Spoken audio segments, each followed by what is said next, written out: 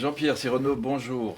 Bonjour. Nous sommes aujourd'hui à Chambéry pour essayer de reconstituer un peu toute l'histoire que tu as partagée avec Gilbert Durand autour de l'aventure du Centre de recherche sur l'imaginaire. Et donc je voudrais qu'on réexplore un peu toutes les étapes et déjà peut-être reconstituer la manière dont tu as rencontré Gilbert et comment vous avez partagé un certain nombre d'affinités intellectuelles et humaines.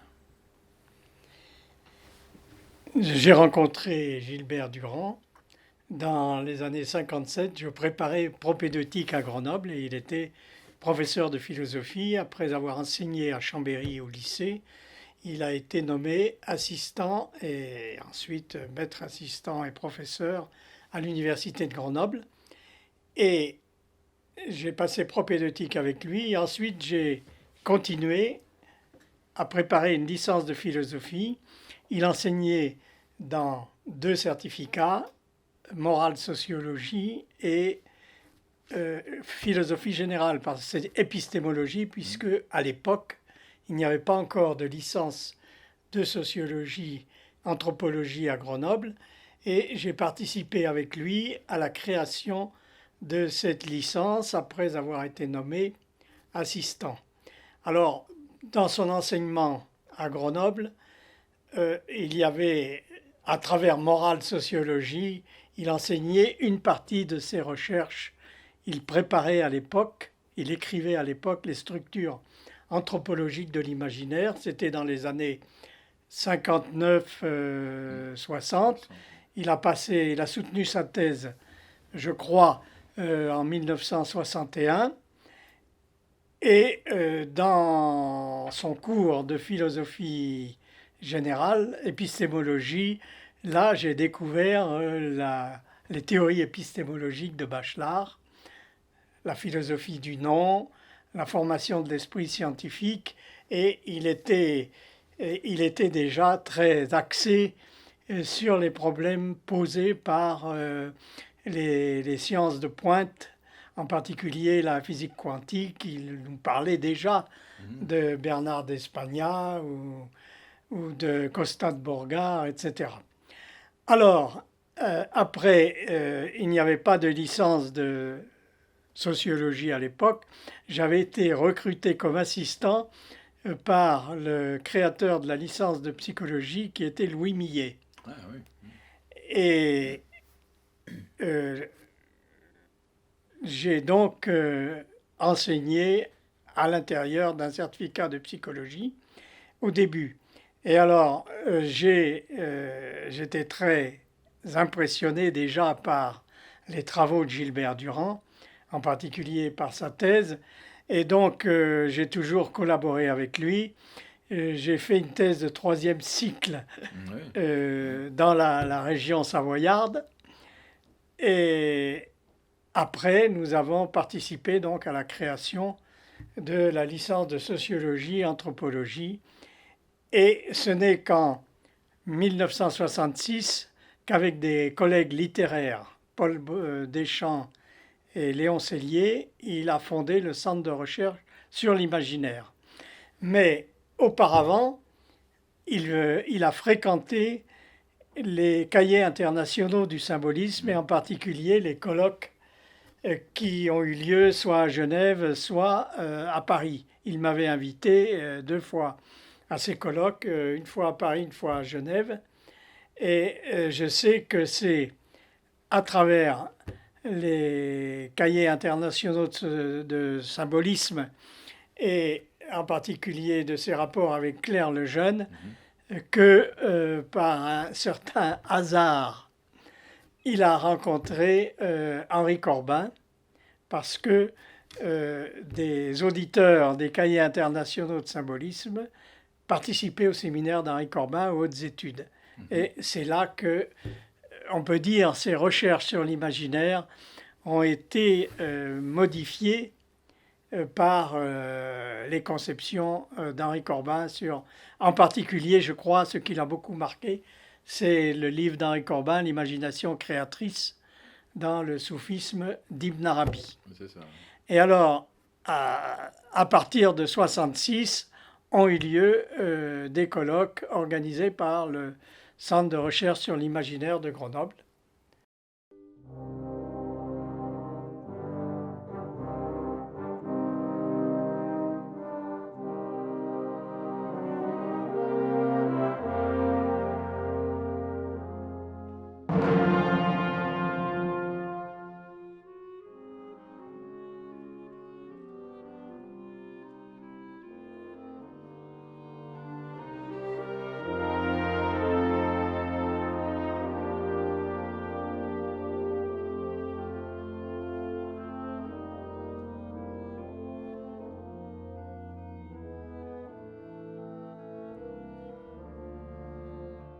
Alors, pendant ces années où tu l'as fréquenté comme assistant, et déjà à l'époque où tu suivais ses cours, est-ce que sa théorie de l'imaginaire commençait à prendre forme?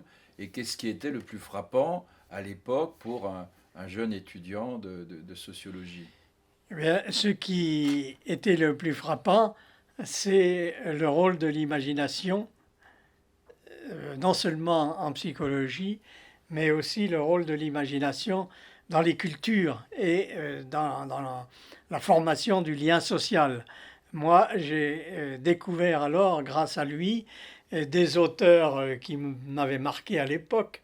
J'avais eu une petite période, c'était à la mode dans les années 50, une petite période hegeliano-marxiste.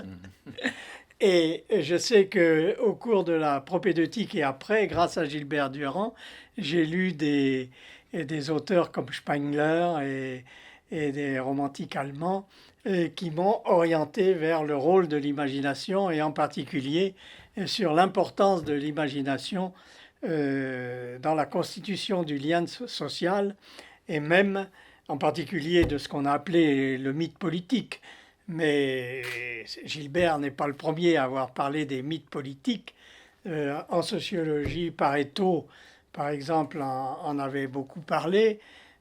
En philosophie, il y avait Cassirer, qui avait publié Le mythe de l'État et qui avait écrit aussi Et à sur... qui Gilbert a consacré une notice dans l'Encyclopædia Universalis un jour. Voilà. Donc Oui, il avait quand il même a été été un des lecteurs un des lecteurs et avant un des la disciples mode de Cassirer.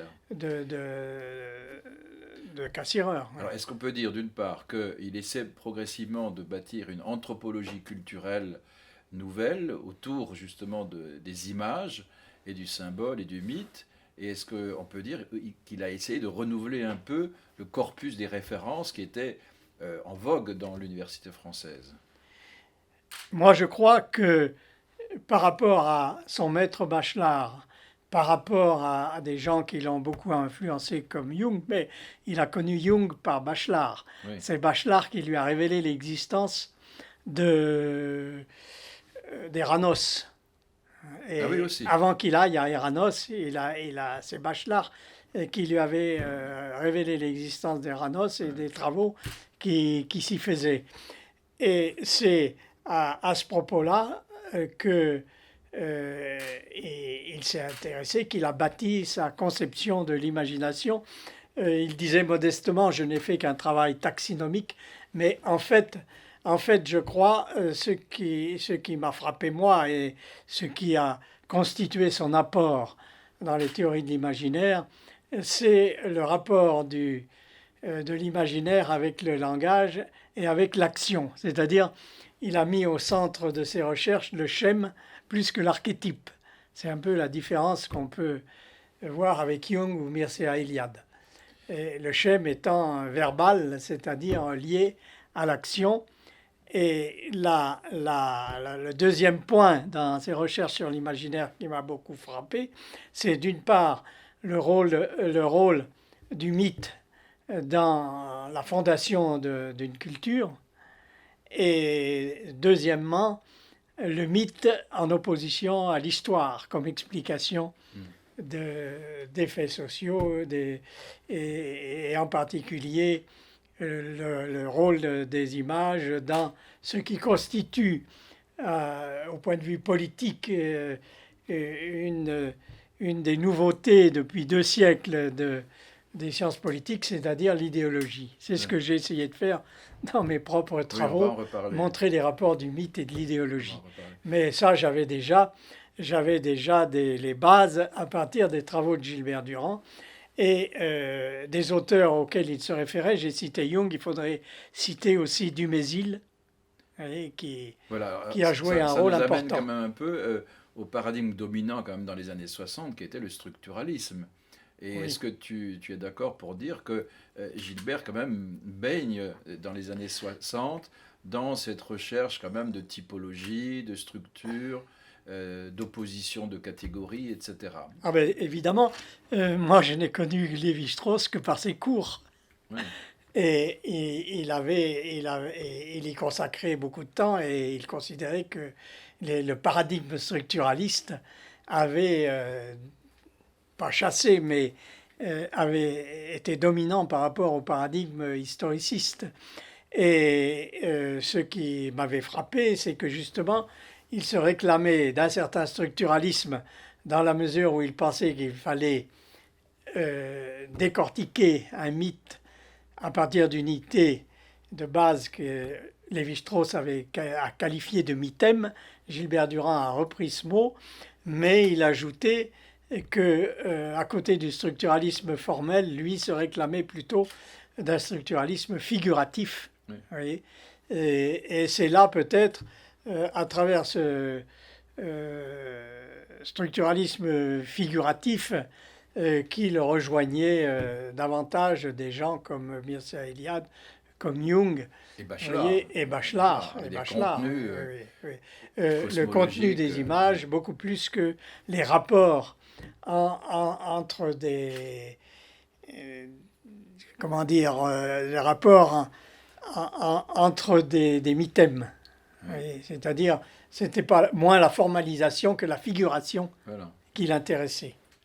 Alors, comment tu peux rendre compte du fait que la deuxième thèse de Gilbert était consacrée à des travaux littéraires de Stendhal? Comment tu vois ces rapports avec les littéraires, puisque c'est avec des littéraires qui va fonder le CRI, alors que de l'autre côté, tu viens de rappeler, et on va y revenir, ce qui l'intéressait, c'était quand même plutôt la sociologie, l'anthropologie, la manière dont l'imaginaire va participer à la création, transformation des institutions. C'est un vaste champ qui s'ouvre là chez Gilbert. Ça, c'est vrai, mais là, j'aurais dû dire que Gilbert Durand était une personnalité très riche et qui avait beaucoup de cordes à son arc. Et j'aurais dû dire qu'à côté des cours de sociologie, anthropologie et de philosophie générale, il faisait des cours d'esthétique que j'ai suivis pendant plusieurs années et qui étaient très importants sur la peinture, la musique et la littérature. Et donc qu'il a toujours été intéressé par la production littéraire. Et il a eu la chance de rencontrer des littéraires à Grenoble qui s'intéressaient beaucoup au romantisme, en particulier le romantisme français ou allemand. Célier, c'était plutôt le romantisme français, comme Simone Vierne. Et donc, c'était pour lui une manière, comme la sociologie et l'anthropologie étaient peu développées, son centre de recherche, c'était une manière de l'étoffer en mettant une part littéraire importante à côté d'une part philosophique, anthropologique. Alors, tu soulignes justement cette ouverture pluridisciplinaire, comme on dirait aujourd'hui, mais dès le départ, le Centre de recherche sur l'imaginaire se voulait vraiment un carrefour pluridisciplinaire, puisque dans les séminaires, il invitait vraiment du psychiatre à l'historien, du linguiste à l'ethnologue. Tu peux un peu nous raconter Oui. les premières Alors, années de Gilbert, cette ouverture pluridisciplinaire? Gilbert disait dans les années 68, où à travers le mouvement étudiant et de la réforme de l'université, on a beaucoup parlé de pluridisciplinarité. Gilbert avait l'habitude de dire « j'étais un précurseur, Oui, j'étais un pionnier de la pluridisciplinarité ». Et c'est vrai puisque son centre de recherche, qui avait une grosse implantation littéraire, son centre de recherche a réuni depuis le début des gens très divers. On dominait les psychologues, psychiatres, des philosophes évidemment, et puis des littéraires en quantité importante, et même quelques artistes au fur et à mesure que les colloques se déroulaient et puis qu'il avait rencontré tel ou tel créateur contemporain. Et alors là, on pourrait citer des noms, mais c'est peut-être pas la peine de citer les noms. Mais si, quels sont ceux qui émergent dans ta mémoire? J'aimerais avoir le papier sur. Il faudrait consulter les archives. Je n'ai pas le souvenir de tous les gens qui ont participé à tous ces colloques, mais indépendamment des gens de la région, il a invité des gens qui étaient quand même portés sur le rapport de l'imaginaire et de la littérature, en particulier Jean Starobinski à Genève, Pierre Brunel à Paris, et alors à Grenoble, les auteurs, les professeurs que j'ai cités, c'est-à-dire Siganos, Simone Vierne, Daniel Chauvin, et puis évidemment Léon Sellier. Alors, vous savez aussi qu'il s'est toujours intéressé dans les chapitres des structures anthropologiques de l'imaginaire. Il y a des parties qui sont assez psychologisantes, Oui. Les structures schizomorphes, etc. Et là, il a travaillé, il s'est intéressé beaucoup au rapport entre la création de l'imaginaire et les psychologues. En particulier, je sais que dans les cours d'esthétique, il a étudié par exemple la doctoresse Minkowska, qui avait fait une étude presque psychanalytique, en tout cas psychiatrique, sur le rapport entre Van Gogh et Cézanne. L'un étant schizoïde et l'autre épileptoïde, d'après la doctoresse Minkowska, ce que Gilbert Durand avait approuvé. Et je crois que Gilbert Durand a toujours eu un penchant esthétique dans tous ses travaux. D'ailleurs, quand il était jeune, il s'est beaucoup intéressé au décor d'opéra. Il avait participé, il avait même travaillé à Chambéry. Lorsqu'il y avait eu des représentations d'opéra, il avait participé au décor. Mais il avait lui-même une pratique artistique et picturale. Ah oui, oui. Et poétique. Oui, il avait une pratique poétique, picturale, artistique. Et moi, je sais qu'en musique, j'ai beaucoup appris de ses cours sur l'opéra, sur la forme sonate, sur des tas de choses. Ses musiciens préférés étant Mozart et Wagner. Oui.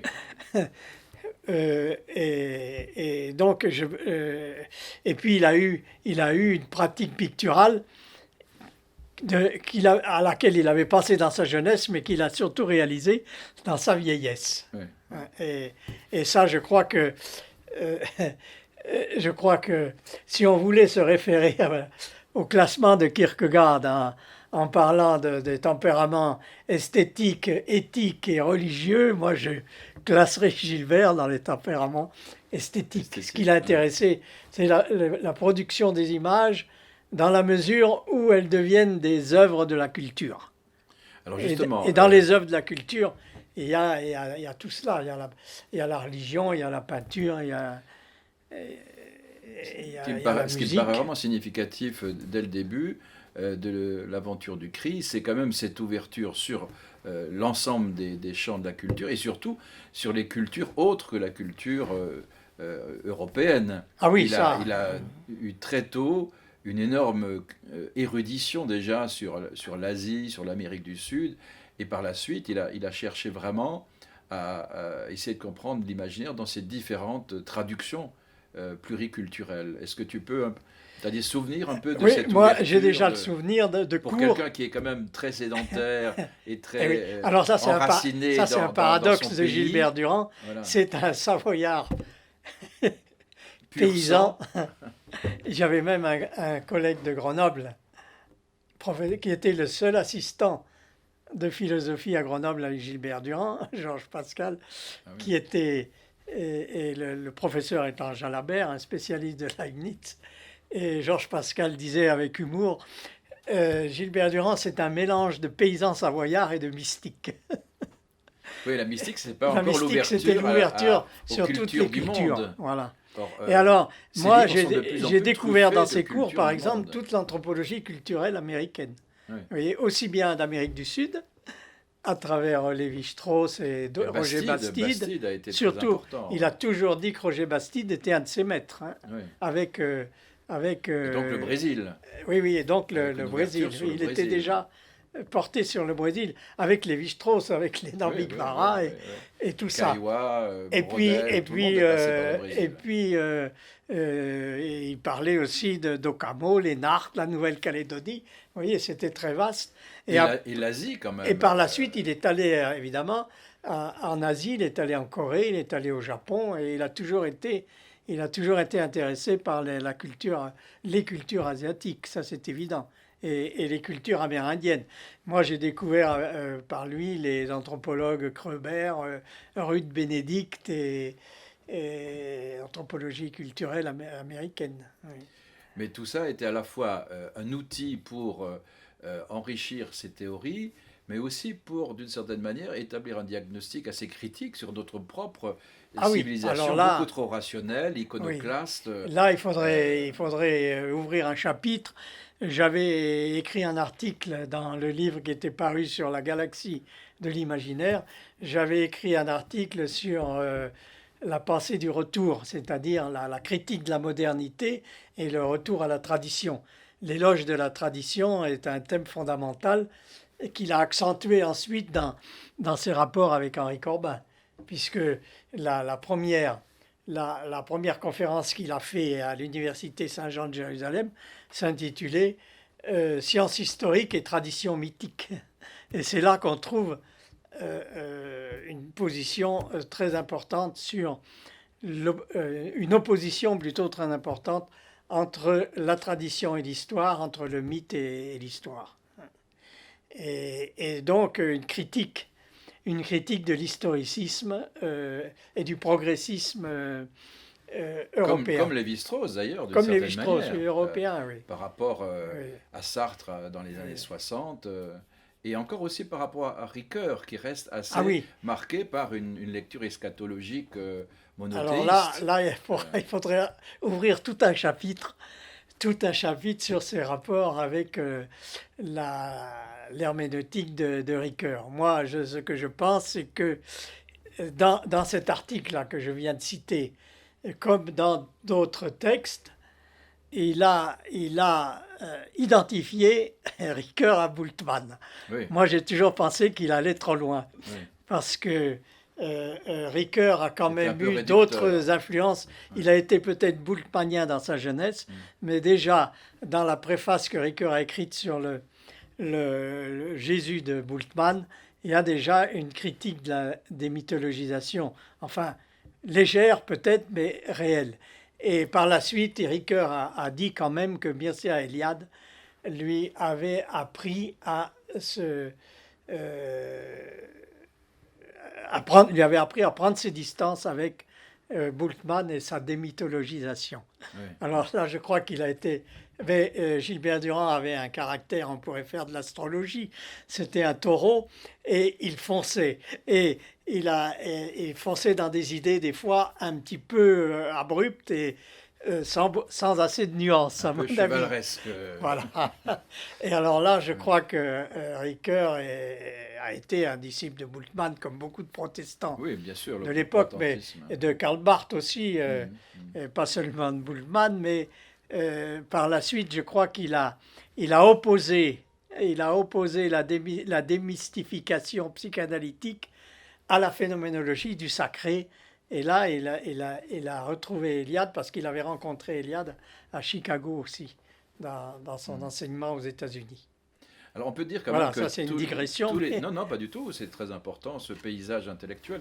Mais je crois que c'est important de voir que Gilbert a essayé de contribuer à un renouvellement ce que j'appelle les trois étages du problème de l'anthropologie. D'une part, renouveler l'interprétation des images, essayer de réapprofondir la connaissance symbolique dans des traditions autres que celles dominantes dans la psychanalyse, et puis ensuite essayer de redonner toute sa place au mythe. Et donc je crois quand même que c'est cette leçon de mythe qui a fait que tu t'es beaucoup nourri aussi de Gilbert, qui a été peut-être la plus subversive, parce que la notion de mythe est quand même liée à un certain nombre d'interprétations de la rationalité qui étaient plutôt défavorables au mythe. Or, on peut dire que tous les compagnons de route de Gilbert ont été des défenseurs et des herméneutes du mythe. Alors, est-ce que tu peux un peu raconter ta propre manière de réinvestir en sociologue oui. le mythe et montrer comment Gilbert a été un très grand mythologue? Alors là, c'est évident.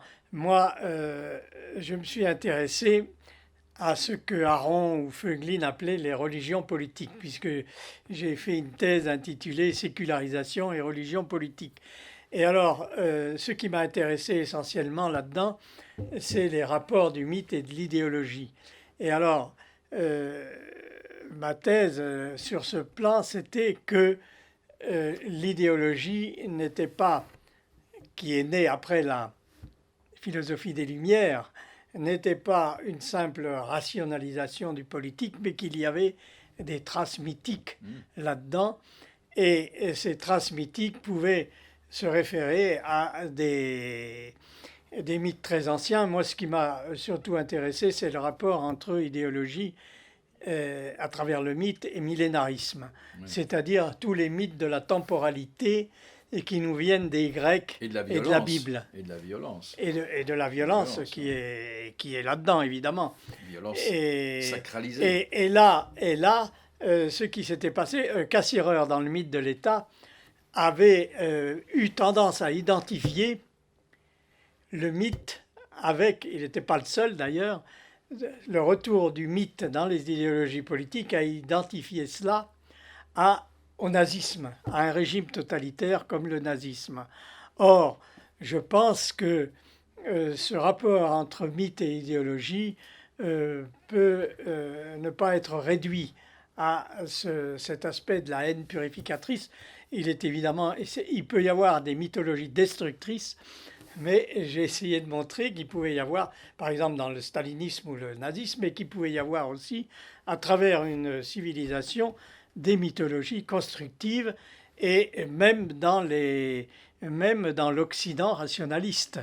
Oui, alors je me référais à des travaux qui ont été faits sur les mythes chrétiens de la Renaissance, Jacques Solé, sur d'autres travaux du romantisme allemand, pour montrer que depuis le Moyen Âge jusqu'à nos jours, il pouvait y avoir des mythologies qui ne soient pas forcément destructrices, et que de toute façon, alors que certains nous demandaient de nous libérer des mythes, la question que je posais, ce n'est pas de savoir si l'on doit se libérer des mythes, mais si l'on peut se libérer des mythes. Je pense que la production mythologique, elle est inhérente à toute culture, même une culture rationaliste.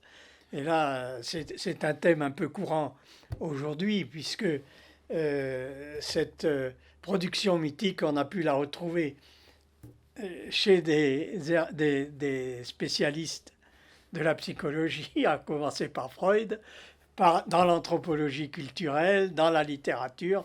Et c'est là que je pense qu'il y a une herméneutique du mythe aujourd'hui qui est universelle. Et on peut la retrouver aussi dans le cinéma. Moi, je ne suis pas très cinéphile, mais je sais que quelqu'un comme Campbell, un Américain, a eu beaucoup d'influence sur certains créateurs de films, en particulier Star Wars. Celui qui a fait le texte de Star Wars, Campbell, était son maître, et s'était inspiré de Jung, etc. Donc Jung a contribué aussi chez les psychologues à montrer l'importance des rapports du mythe et de la religion.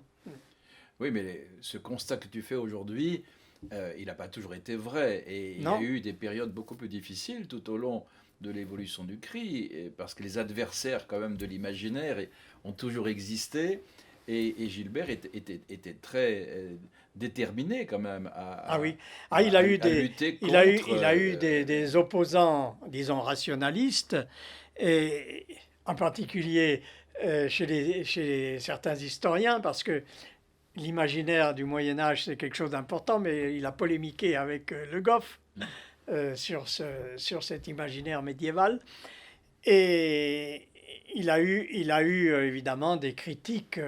Je me souviens, je me souviens d'une conférence qu'il avait fait à l'Assemblée générale des étudiants à Grenoble. Il avait été attaqué violemment par des marxistes. Dans quelle année C'était dans les années 70. 65 par Ah, là, 65. avant Ah bon. 68. Ah oui, oui. Où le marxisme était encore plus dominant dans l'université française. Et pourtant, Gilbert, je dirais qu'il a toujours été très écuménique, ce qui a été à la source souvent de conflits. C'est-à-dire il a travaillé avec des gens très divers dans le centre de recherche sur l'imaginaire. Je peux le dire aujourd'hui, il y avait une représentante de la nouvelle droite qui voulait un peu le faire devenir un disciple d'Alain de Benoît. Il y avait à côté Pierre Gallet qui était un marxiste et qui s'intéressait à l'imaginaire littéraire. Enfin, des gens très divers. Il y avait des Jungiens, il y avait des Freudiens. Et lui a toujours été très écuménique et finalement n'a jamais voulu se lier à une idéologie affirmée du point de vue intellectuel. Alors, est-ce qu'on peut dire justement que par ce rôle de rassembleur dans l'innovation quand même intellectuelle, Gilbert a été quand même un fondateur d'une école, ce qu'on appelle souvent l'école de Grenoble. Ah ben, moi, je pense peut-être qu'il faut pas non plus peut-être considérer que c'était absolument dominant, mais c'est vrai que à Grenoble, surtout dans la tradition de synthèse complémentaire, il y a eu beaucoup de travaux qui ont été faits sur une mythe-analyse de textes littéraires. Je crois que la masse des travaux qui ont été faits à Grenoble ont été surtout une analyse de textes littéraires. Moi, c'était un peu plus marginal le travail que j'ai fait sur le rapport entre mythe et idéologie, mais il y a eu aussi l'influence, il faut quand même le dire, l'influence de Yves Durand avec la création du test AT9 qui a eu un certain impact chez les psychologues. Et évidemment, il y a toute la tradition jungienne qui a participé aux travaux et qui était très mal vue en France. Hein. Et je sais que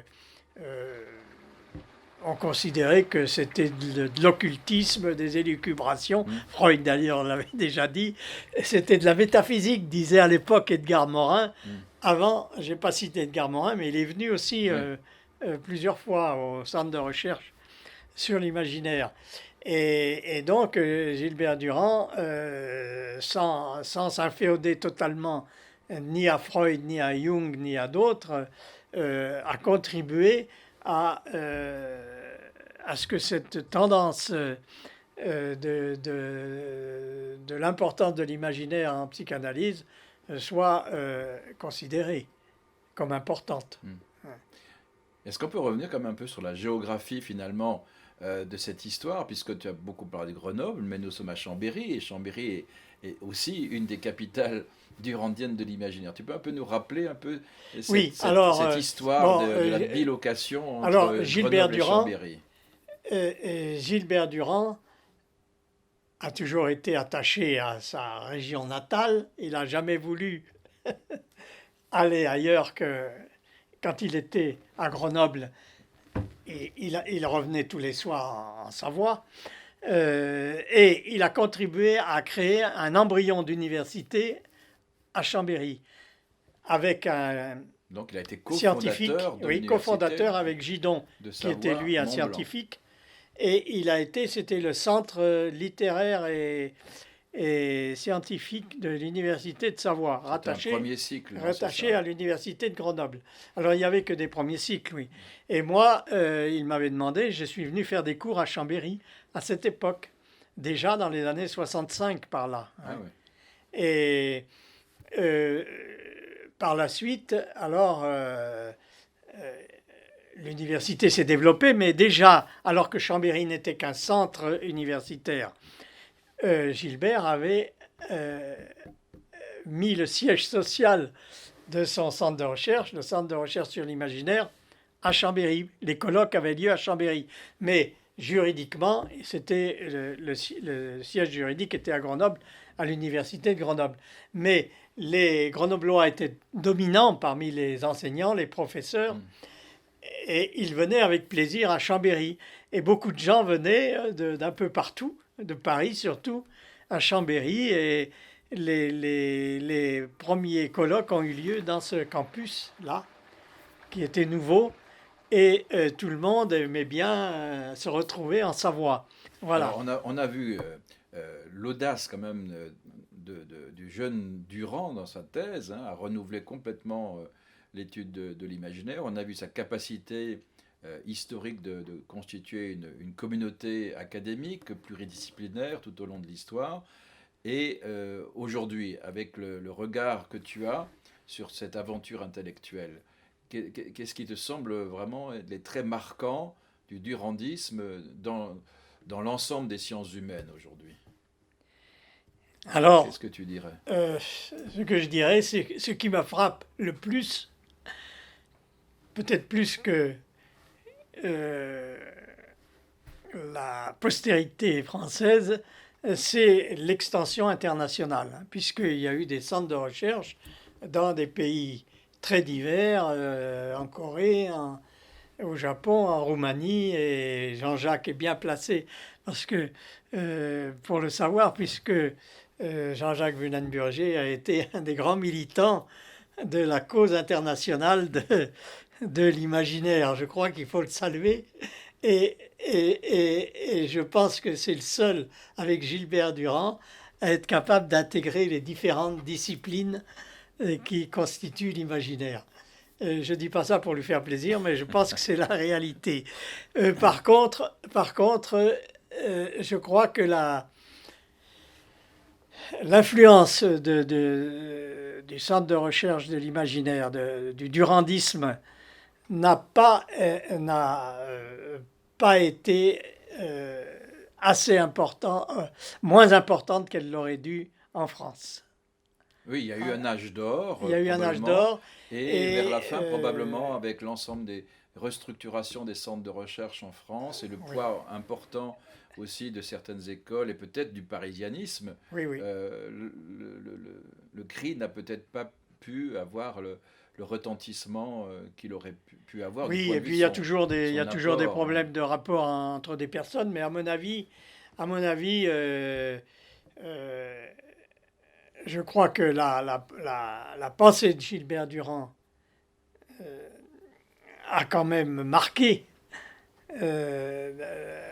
l'université française, mais que concrètement, je crois, les travaux sur l'imaginaire qui n'ont pas été suffisants, autant importants que Qu'ils auraient pu ce l'être, qu'il aurait pu l'être. vu la richesse Voilà, initiale voilà, des voilà. Là, matériaux c'est la. et des modèles, oui.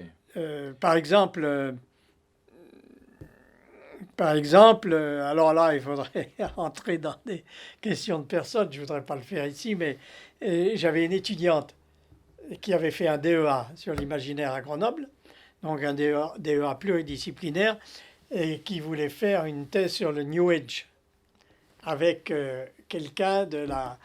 un représentant de la sociologie des religions aux hautes études. Et la personne en question, elle lui a dit, ah, l'imaginaire, c'est peut-être pas très sérieux. J'exige que vous fassiez un DEA avec moi, un nouveau DEA de Mm. sociologie des religions. Vous voyez, par exemple, ça n'aurait pas dû avoir lieu. Et, Et ça, je crois Mais que... ça, ce sont les résistances de ce que Gilbert appelait le positivisme, Oui, c'est-à-dire un modèle de constitution du savoir objectif oui, non, qui mais est il y a eu des réducteur, résistances qui est rationalistes et réducteur. positivistes. Ça, c'est Voilà. parce que Gilbert, Gilbert euh, ne s'est jamais privé d'attaquer le rationalisme de la Sorbonne, le positivisme, etc. C'était d'ailleurs curieux parce qu'il était très ami avec Georges Pascal, et qui était lui un élève d'Alain et un disciple d'Auguste Comte. Alors, Assez iconoclaste. voilà. Alors, mais Gilbert était très écuménique, je disais tout à l'heure. Il était capable, tout en n'étant pas d'accord avec des gens, il était capable d'entretenir des bons rapports et de les soutenir sur le plan Oui. universitaire. Oui, mais il est important de dire que si Gilbert a mené effectivement une critique constante contre un certain type de rationalisme, il est lui-même rationaliste. Ben, bien sûr, Tout son ben, bien travail sûr, quand même bien sûr, d'investigation de l'image, du non, non, symbole et du mythe non, non, reste et puis, parfaitement conforme aux oui, normes de et, typologie, de logique, de bien sûr, discursivité. Il est en rien un irrationaliste. ah non, il avait écrit dans la revue Esprit au début de, après sa thèse, il avait écrit un article intitulé Les catégories de l'irrationnel, et il s'en est repenti. Oui, Je sais que par la suite, il a dit, j'aurais pas dû intituler cet article comme cela. Il a toujours pensé que euh, le monde des images devait donner lieu à une herméneutique, et cette herméneutique, c'est toujours une herméneutique rationnelle. rationnel, oui, Oui, parfaitement argumenté. et là-dessus, Et il y a pas de il ne s'est problème. Oui. jamais dispensé d'utiliser les outils méthodologiques jusqu'à Oui. l'informatique Ah oui, oui, pour étudier oui. Et l'imaginaire. puis, il a toujours essayé d'établir le lien entre l'imaginaire et puis les sciences de la nature, la physique, la biologie. Et en particulier, il a fréquenté le colloque, il a soutenu le colloque de Cordoue et il a toujours invité, dans les colloques, il a invité des scientifiques. René Thom, mathématicien, Costa de Borgard, je l'ai écouté aussi, dans un colloque. Ce par quoi il se distinguait de son maître Gaston Bachelard, Ah oui, pour qui oui, il y oui. avait effectivement un Voilà. hiatus radical Entre la entre science le et la concept et poésie. l'image, alors que Gilbert Ah oui, oui. pensait qu'il y avait un imaginaire de la science et que la rationalité était une des formes Oui, finalement, des grandes catégories fondamentales de la psyché humaine. que certaines sciences, premièrement, l'imagination joue un très grand rôle dans les sciences. Il y a eu des travaux là-dessus. Deuxièmement, il y avait des gens comme René Thom qui attribuaient beaucoup d'importance au symbolisme Hmm. dans ses recherches scientifiques. Oui, oui, tout à fait. Et là, on peut dire qu'il était très ouvert et son petit livre, là, L'imagination symbolique, c'est un peu un livre qui essaie de faire la synthèse entre ce qu'il appelait les herméneutiques réductrices et les herméneutiques Amplifiante. amplifiantes. Oui, oui. Mais plusieurs Mais fois, là, il retrouvait Ricoeur là-dessus. Oui, Oui, oui, oui. oui. Mais plusieurs fois, tu mets en avant quand même la psychologie de Gilbert et sa socialité, sa Ah oui, manière oui, ah oui, oui. d'animer quand même des communautés scientifiques et Non, et puis amicales. c'était quelqu'un, on peut dire, dans des conférences, assez brillant, et il exerçait beaucoup de séduction intellectuelle. Alors tu peux justement essayer de dégager l'image que tu as comme ami, comme compagnon de route, comme collègue de Gilbert, l'homme. Oui, alors Euh, l'homme, Gilbert, il avait des côtés un peu brutaux. Tranché. C'était le taureau. Mais par exemple, moi, je n'avais pas d'affinité avec lui. euh, Bien qu'étant d'origine paysanne, je ne suis pas porté sur la nature. Gilbert Durand était un homme de la nature. Il était venu une fois chez moi. J'ai une femme un peu écologique et qui s'intéresse au jardinage, aux plantes et à tout ça. Et elle avait été complètement estomaquée par la connaissance que Gilbert Durand avait de toutes les plantes. Et, et avec les références en latine et les insectes, les plantes, c'est extraordinaire la connaissance qu'il avait des plantes. et de la nature. Et Il donc, était un naturaliste. oui, et puis ses passions, c'était la chasse et la pêche, Ouais. ce qui n'étaient pas les miennes. Et alors, Tu es un urbain, toi. ben, je suis, non, je suis un Un montagnard, hein. montagnard, oui, C'est-à-dire oui, que oui, oui. moi, j'étais attiré plutôt par la haute montagne. Oui. Oui. Alors, c'était différent. Mais En- c'est important, ça, encore que, dans le portrait de oui, encore Gilbert. que, il m'a fait euh, connaître, j'avais fait une thèse de sociologie rurale sur le rapport entre les communautés rurales savoyardes et le tourisme. mhm. Et c'est lui qui m'avait pas exigé, mais qui m'avait conseillé de faire ça. Et il m'avait présenté de ses amis d'enfance qui s'occupaient d'aménagement de la montagne. Ah oui. Oui. C'est l'occasion que j'ai eue de rencontrer de ses amis. Il avait beaucoup d'amis d'enfance très divers, hein. Il avait, par exemple, Gilbert Durand. Quelqu'un disait qu'il y avait euh, comment, Louis Besson, qui a été ministre socialiste, qui était maire de Chambéry, qui me dit, il me dit un jour, mais quelles sont ses idées politiques? Ah ben, j'ai dit, j'aurais bien du mal à vous le dire. Je sais il a des amis qui lui viennent de la résistance. Il a des amis qui étaient communistes, socialistes, gaullistes. Il est- C'est, c'est quelqu'un qui n'a jamais été un homme passionné par la politique, hein. Non, mais il a Il été était très très marqué quand ouvert. même par Ah ben par la l'histoire de résistance. la Ah oui, guerre oui, et oui, par oui. la Oui, par là, oui, résistance. oui, il a été très marqué. Il était Et très... là, il a eu quand même des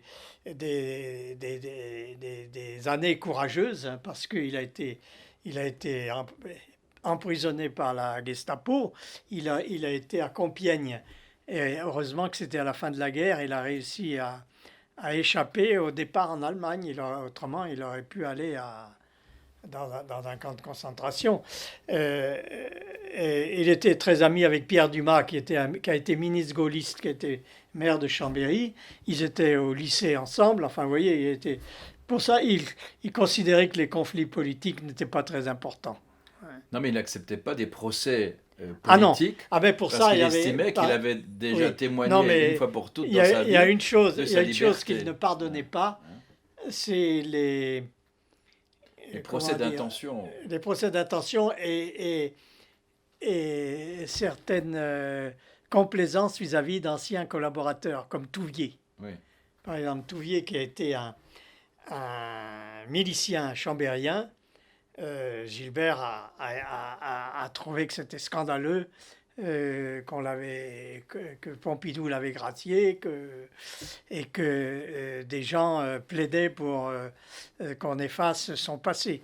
Il a toujours été très ferme. Il faut dire qu'il a eu la médaille des justes, parce qu'il avait sauvé des juifs pendant la guerre. Il a été il a eu la Légion d'honneur, la commandeur de la Légion d'honneur à titre de la résistance. Pour ça, il a toujours été fidèle à son. Mais il y avait chez lui un certain jacobinisme, tout en étant enraciné Oui, c'est dans sa paradoxal. province Oui. savoyarde. Et il avait tendance à être un peu jacobin, un peu à la manière de Chevènement, par exemple. Oui. Oui. Je sais il avait de l'admiration pour Chevènement en politique. C'est ce que j'avais dit à Besson. Et, et c'est les seuls échos politiques. Mais il n'aimait pas tellement parler politique. Mais il était. Alors là, Jean-Jacques fait bien de le dire, il était quelquefois intransigeant et il pouvait être très conflictuel. En particulier, il avait été choqué par le procès d'intention qu'on lui avait fait sur un compte-rendu qu'il avait fait d'un article d'Alain de Benoît qui représentait, c'est compliqué, la nouvelle droite, qui n'était pas quelque chose qu'on peut assimiler 80. à l'extrême droite, mais qui était un intellectuel un peu atypique, hein, il faut bien le dire, par rapport au parti. Oui. Bon, alors là, il avait été assez violent. Oui, oui. Mais est-ce que tu irais jusqu'à dire que finalement Gilbert a une sorte de mythologie héroïque, à la fois pour la science et pour Ah la oui, ah oui, politique? ah oui, oui, oui. Ah oui, Il a un imaginaire schizomorphe pour utiliser sa oui, propre... mais alors, Parce que quand tu parles de la nature, on risque d'aller dans une lecture un peu ah oui, il avait un écologique côté et héroïque, c'est sûr. intimiste, mais Il dans le avait, fond, il est plutôt et du surtout côté un côté chevaleresque, non? courageux. Il était capable de défendre quelqu'un, Il est chevaleresque. oui, chevaleresque, il était capable de défendre quelqu'un contre tous les comités consultatifs Voilà. de France. Il a défendu, par exemple, des candidates qui étaient soutenues par beaucoup de gens et lui était très courageux lorsqu'il défendait des gens qui n'étaient pas forcément des disciples avérés. Ouais. Hmm. Non, non, il avait des côtés très courageux et donc là, c'est un imaginaire héroïque. Il aimait pas les anguilles. Voilà. Alors finalement, par rapport à nos catégories culturelles dominantes, c'est-à-dire le monothéisme, l'historicisme, est-ce qu'on peut dire qu'il était à la fois un héritier et en même temps un critique radical en reprochant à cette mythologie d'avoir annexé toutes les autres? Ah oui, là par exemple, il a toujours été un critique,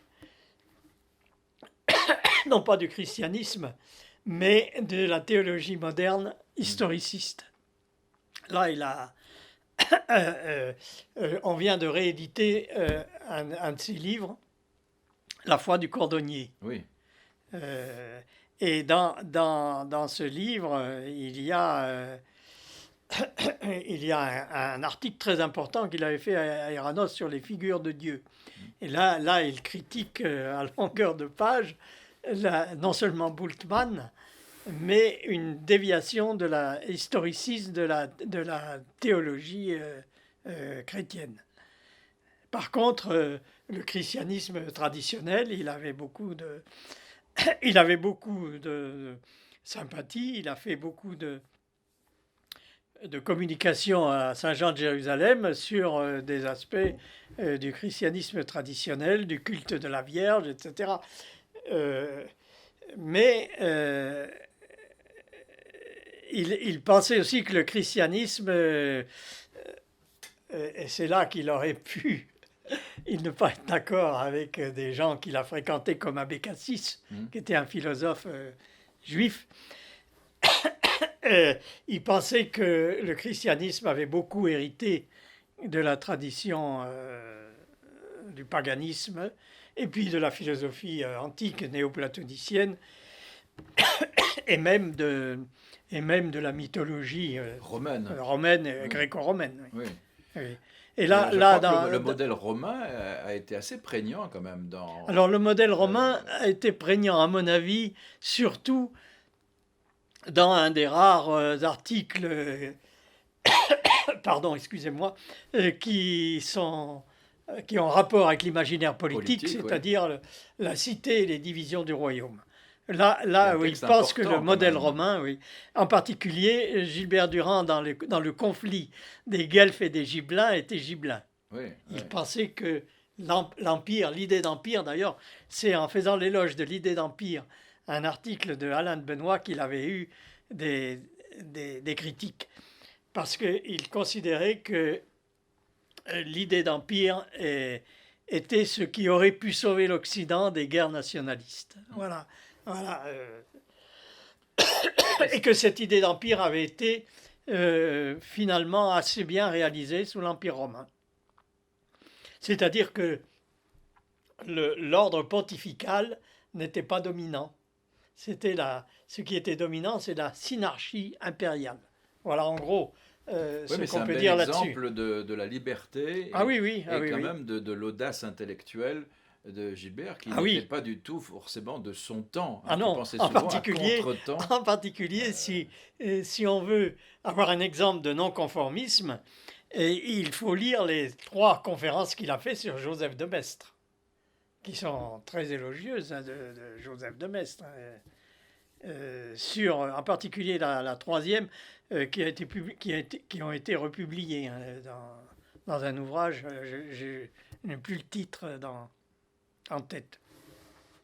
C'est un ouvrage qui a été publié Oui, par Maffesoli. Au CNRS, qui regroupe 3 CNRS. textes pour entrer dans le 21e siècle, Voilà. je crois. Et alors, là, Joseph de Maistre, c'est quelqu'un qui revient un petit peu, qui est moins pestiféré aujourd'hui. Mais à l'époque, Joseph de Maistre était considéré, en particulier chez les chrétiens, comme un hérétique, oui, et comme quelqu'un qui sentait le soufre. Oui, mais Gilbert était à la fois nostalgique finalement de l'Empire et en même temps des hérétiques. Et, Ah, il était ami des hérétiques. il était un peu, oui, un petit peu ami des hérétiques, comme son maître Henri Corbin. Voilà, voilà. Henri Corbin avait dit un jour, hérétiques de tous les pays, unissez-vous. Un peu sous forme humoristique. Mais oui, Gilbert était quelqu'un de non-conformiste, ça c'est sûr. Ouais. Alors pour finir, qu'est-ce qui te reste à toi, Jean-Pierre Cyrano, des relations avec Gilbert? Ah mais moi je reste fidèle à sa pensée. J'ai été très impressionné par sa culture. Il y a une chose que je n'ai jamais comprise, c'est comment lui, vivant dans une maison isolée de la Haute-Savoie, pouvait avoir une telle bibliographie. Je ne sais pas s'il allait à Paris dans une bibliothèque ou s'il faisait venir les livres, mais c'était très impressionnant dans beaucoup de ses articles, en particulier des bibliographies, ouais. des articles concernant ce que je connais un peu mieux, c'est-à-dire la sociologie des religions et un peu la théologie. Et là, j'ai été très impressionné. Par exemple, et il connaissait quand même les travaux de Bultmann, de Tillich, qui sont des auteurs protestants, alors que lui n'avait jamais, s'était toujours défendu de faire de la théologie. Et ce qui l'intéressait, c'était le symbolisme dans les religions et les images. Alors j'en garde un très grand souvenir, et en particulier l'importance du mythe, voilà, même dans nos sociétés sécularisées. Enfin, c'est la leçon la plus importante que je garde Ce qui est une de révolution Gilbert Durand. épistémologique. Ah oui, là je crois qu'il y a une révolution épistémologique. Oui. Mais qui est aujourd'hui rattrapée, tu l'as dit, par la réévaluation du récit de manière générale, ce qu'on appelle en anglais le storytelling, etc., qui rejoint un petit peu des structures narratives, et on voit bien que le narratif aujourd'hui l'emporte finalement sur le discursif et le démonstratif. Oui, parce que là, il faudrait dire que le mythe, comme on a dit tout à l'heure, n'est pas irrationnel, et que le langage et la rationalité du langage est très importante. Je pense à l'article mythe qui a été écrit dans le dictionnaire de sociologie, sont plutôt un peu positivistes, par Boudon-Bourricot. Eh bien, l'article montre qu'il y a une rationalité du mythe très importante. Et donc, on ne peut pas opposer mythe et raison. Mais en même temps, ce qui me paraît important, et signe justement prémonitoire de l'actualité de Gilbert aujourd'hui, c'est que le mythe est à la fois textuel, langagier, narratif et visuel, parce qu'il y a une iconographie toujours derrière. Et aujourd'hui, c'est une iconographie du cinéma, de la vidéo, mais je crois que Gilbert a bien montré l'importance de cette culture-là par rapport à une culture abstraite, une culture du discours démonstratif, purement logique. Donc la culture audiovisuelle narrative est, selon Gilbert, le vrai véhicule, dans le fond, il était source des transformations culturelles. En ce sens-là, il était proche de Mircea Eliade. Et la seule chose qu'il disait, c'est que les images prolifèrent un peu anarchiquement dans notre culture. Et c'est ce qui fait qu'on peut critiquer cette culture occidentale actuelle, vous voyez, en tant que productrice anarchique des images, qu'il n'y a pas de projet constructif à partir de l'imaginaire dans les sociétés occidentales contemporaines. Oui, elle n'était plus au service d'un sens. Voilà. Et en plus, Alors ça vient de ce que j'appellerais la sécularisation, c'est-à-dire un déclin du religieux, d'un certain nihilisme occidental. Et, euh, et- Mais vous partagez un peu cette analyse quand oui, même. il n'y a qu'une chose à laquelle j'étais réticent, c'est un article de Gilbert Durand sur le réenchantement du monde. Moi, j'aurais été plus pessimiste et j'attacherais plus d'importance au nihilisme de la culture occidentale que lui. Lui, il était plus hermésien, il pensait qu'il pouvait y avoir un renouveau, un renouveau mythico-poétique ou même religieux qui nous délivre de ce nihilisme rampant. Je serais plus sceptique là-dessus. Il était finalement plutôt optimiste Voilà, concernant voilà. l'espèce humaine, Concernant l'espèce l'histoire, humaine la et créativité l'imaginaire. et Et il l'imaginaire. pensait que toutes les cultures pouvaient dialoguer ensemble parce qu'il y avait, parce qu'il pensait qu'il y avait des archétypes universels et une symbolique universelle. Et donc, c'était son opposition à Spengler. Il ne pensait pas que les cultures étaient comme des monades fermées les unes Mhm. par rapport aux autres, mais qu'il pouvait y avoir un dialogue universel des cultures, et pas seulement à l'intérieur de l'Occident, mais même entre des univers comme l'Asie, l'Afrique et l'Amérique. Donc finalement, Gilbert Durand est totalement de notre temps. Ah ben moi je pense, oui, oui, oui.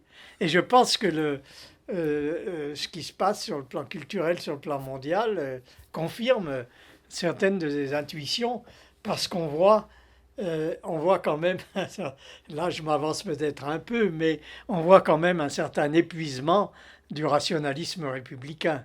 Il faut bien le dire. Et là, je pense que les cultures doivent retrouver toute leur inspiration, mais non pas pour se fermer et faire la guerre, mais pour dialoguer entre elles. Il n'y a pas d'autre Oui, mais solution pour le salut de le message l'humanité. profond, c'est que l'imaginaire rassemble beaucoup Ah plus oui. les humains que la rationalité, Eh bien, oui, en un c'est sens. vrai, en un sens, Les oui. symboles sont plus Oui, universels que les discours juridiques. parce que le rationalisme peut conduire à l'idéologie et au conflit davantage. Oui. Voilà. Donc effectivement, le cosmopolitisme est Ah inhérent oui, à l'imaginaire. je crois, oui, oui. Voilà. Bien, merci beaucoup.